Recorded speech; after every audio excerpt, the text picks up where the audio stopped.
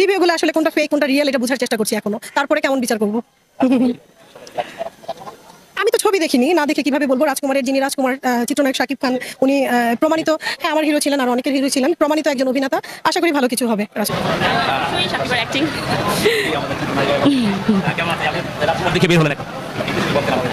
Brilliant, অবশ্যই অনেক ভালো কাজ ছিল।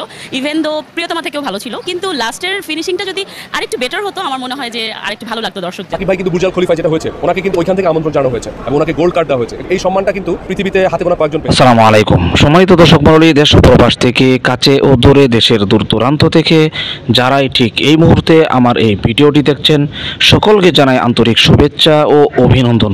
সম্মানিত দর্শক মণ্ডলী, ভিডিওতে আপনাদের মাঝে অত্যন্ত গুরুত্বপূর্ণ কিছু তথ্য তুলে ধরব, যে বিষয়গুলো দেখলে আপনি রীতিমতো অবাক হতে বাধ্য হবেন। হ্যাঁ প্রিয় দর্শক, অবাক হওয়ার মতো একটি ভিডিও নিয়ে উপস্থিত হয়েছে। এই জন্য গুরুত্বপূর্ণ ভিডিওটি এক সেকেন্ডেও না টেনে ধৈর্য সহকারে শেষ পর্যন্ত দেখবেন। চ্যানেলে নতুন দর্শক হলে অবশ্যই চ্যানেলটিকে সাবস্ক্রাইব করে পাশে থাকা বেল বাটনটি অন করে দিবেন। প্রিয় দর্শক, কথা না বাড়িয়ে ভিডিওতে একটি লাইক দিয়ে দেখতে থাকুন সম্পূর্ণ ভিডিওটি। না, ঈদের ছবি দেখা হয়নি। না, ঈদের ছবি রিভিউ দেখছি মানুষের, আগে রিভিউ দেখে বুঝি, তারপরে দেখব। রিভিউগুলো আসলে কোনটা ফেক কোনটা রিয়েল এটা বোঝার চেষ্টা করছি এখনো, তারপরে কেমন বিচার করব। আমি তো ছবি দেখিনি, না দেখে কিভাবে বলবো। রাজকুমারের যিনি রাজকুমার চিত্রনায়ক শাকিব খান, উনি প্রমাণিত, হ্যাঁ আমার হিরো ছিলেন আর অনেকের হিরো ছিলেন, প্রমাণিত একজন অভিনেতা। আশা করি ভালো কিছু হবে। রাজকুমার অনেকে বলছে যে তার স্ট্রাগলটা নাকি অনেক বেশি। ডেফিনেটলি ডেফিনেটলি ডেফিনেটলি আমাদের সাথে, মানে কি, আমি একটা কথা সব জায়গায় বলি, আমি শাকিব খানের মতন এত স্ট্রাগলিং হিরো আমি দেখিনি। মানে ওকে আমি কখনো খাবার নিয়ে কোনো ধরনের শাউট করতে দেখিনি, ড্রেস আপ নিয়ে দেখিনি, কাজ নিয়ে দেখিনি। সে দেখা গেছে যে সারা রাত কাজ করতেছে, আবার ভোরবেলা ডাক দিলে উঠে বসে আছে। আমি কিন্তু এই স্যাক্রিফাইসটা করতে পারিনি। দ্যাটস ওয়াই আমি যেমন রাত জেগে পড়ার অভ্যাস আছে, পরীক্ষার আগের দিন সারা রাত পড়ে হলে গিয়ে পরীক্ষা দিয়েছি। আমি যেখানে পরীক্ষা দিয়েছি দেশের স্বনামধন্য দুইটা বিশ্ববিদ্যালয়, ঢাকা ইউনিভার্সিটি, জগন্নাথ বিশ্ববিদ্যালয়, দুটাতে আমি একসাথে টিকেছি। কিন্তু যেখানে একটাতে টিকতে মানুষের পায়ের ঘাম মাথার ঘাম পায়ে পড়ে যায়। তো আবার ন্যাশনাল ইউনিভার্সিটি থেকে ল পাস করেছি, বোর্ড তালিকায় আমার নাম ছিল, মেধা তালিকায়। তো এইগুলা যে যেখানে ফোকাস করবে, যে যেখানে পরিশ্রম করবে সেখানে উঠবেই। শাকিব খান তারই একটা উদাহরণ। এখন কি কাজ করার ইচ্ছা এরকম হয় কিনা? না, এখন সাকিবের সাথে স্পেসিফিকলি কাজ করার ইচ্ছে আছে এটা বলবো না। কাজের মানুষ আমরা। আসলে আগের মতন গ্লামার থাকলে আমাদের বাংলাদেশে কি হয়, বুড়িটা একটা গালি হয়ে গেছে। মানে সেই, হ্যাঁ একটা গালি হয়ে গেছে। মানে বয়স হবে মানুষের, বুড়া হবে, এটা মনে হয় একটা গালি। আর আমি এখানে কিন্তু মানে কাজ করছি একদম সত্যিকার অর্থে খেলার মাঠে যাবার কথা, আমার এফডিসি খেলার মাঠ। আর অনেকে এখানে ম্যাচিউর হয়ে এসে আমাদের থেকে জুনিয়র শিল্পী হয়ে আছে, তাদেরকে টিনেজ ধরা হচ্ছে। এখানে এই ব্যবধানটা খুব, এখন ওভাবে যদি মূল্যায়ন করে, যেমন আমি এখন আসলাম, আপনারা দেখতে পাচ্ছেন শিল্পীরা বলে যে তোমাকে কোলে করে বড় করেছি, অনেকে বলে। ওই জিনিসটা, ওই ফিল্ডটা যে সমস্ত ডিরেক্টররা রিয়েল এজ আমাদের মেনশন করতে পারে, তারা রিয়েল এজ অনুযায়ী যদি কাজে নেয়, তাহলে ওই ধরনের কাজ করা। আসলে ওই জায়গাটা নাই আমাদের ব্যবসার দিক থেকে তো কোনো বিজনেস যদি মন্দা হয়, তাহলে তো সেখানে স্বাভাবিকভাবে বিজনেসম্যানরা এগোবে না, প্রডিউসাররা তো এগোতে হবে, তারপর ডিরেক্টররা কাজ পাবে, কাজ করবে। তো আবার দেখছি একটু একটু করে আশার আলো জাগছি, ইনশাল্লাহ আশাবাদী। আপনি ঢাকা ভার্সিটি থেকে, জগন্নাথ থেকে পড়াশোনা করে এসেছেন। বর্তমানে আমরা অনেক নায়িকাকে দেখছি আসলে যারা এসেছেন তাদের মধ্যে স্ট্রাগল নেই বা time to time, call to time আসতে। I have no idea. আমি নায়িকাদের কথা আলাদা, যারা অভিনয় শিল্পী, অভিনয়কে ভালোবাসে, তারা একদম সময় মতন টাইমলি আসে। আর নায়িকাদের কথা আমি বলবো না, এখানে অনেকে আসে সাইনবোর্ড লাগাতে, অনেকে আসে এই যে নির্বাচনকে পুঁজি করে ক্যাশ করে কিন্তু অনেকে শিল্পী হতে এসছে। আপনারা কিন্তু নির্বাচন না করে কিছু শিল্পীর নামই জীবনে জানতেন না, যে তার ছবির নাম এখনো অনেকে বলতে পারে না, কিন্তু নামে চিনে। দ্যাটস ওয়াই এই ধরনের শিল্পীদেরকে নিয়ে আমার কথা বলার কিছু নেই। যারা অভিনয় শিল্পী, আমরা সবাই কাজের প্রতি ডেডিকেটেড।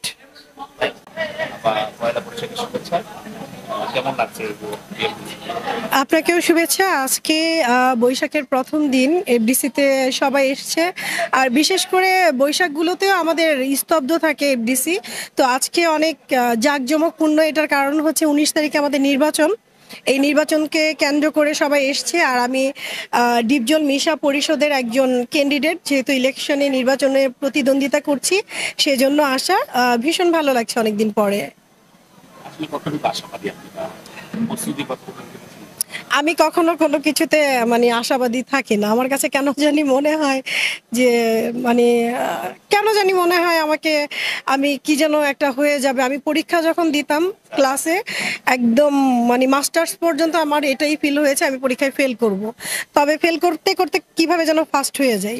তো এখানে যদি এরকমটা ঘটে তাহলে আশা করি যে ভালো কিছু হবে। ফিল্ম ক্লাবে আমি 4 বার ইলেকশন করেছি এবং সর্বাধিক ভোটে নির্বাচিত হয়েছি 4 বারই।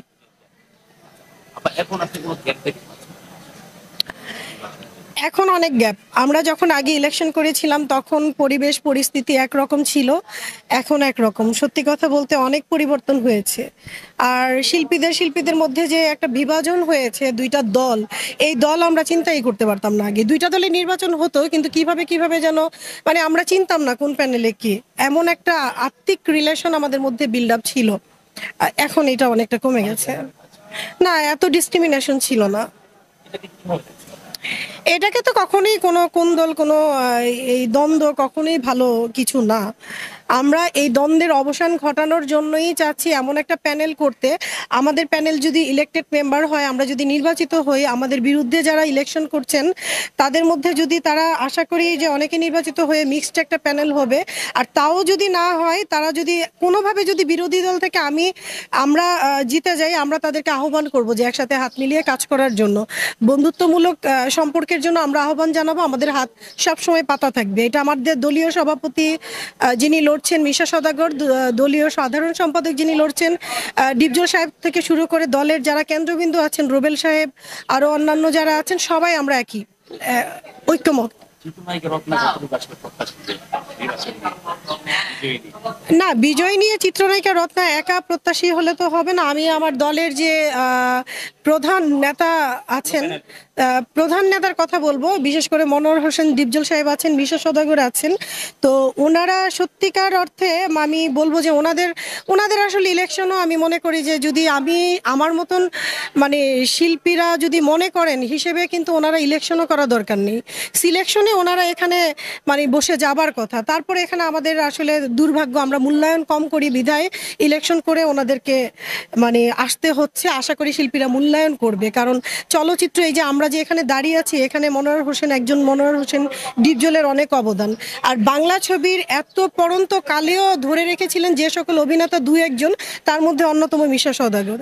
তো ওনারা যেখানে আছেন, চিত্রনায়ক রুবেল সাহেব আছেন, আরও অনেক বড় বড় সুচরিতা ম্যাডাম আছেন, রোজিনা ম্যাডাম আছেন, ওনারা থাকতে আমি মনে করি যে আমাদের ভালো কিছু করা উচিত।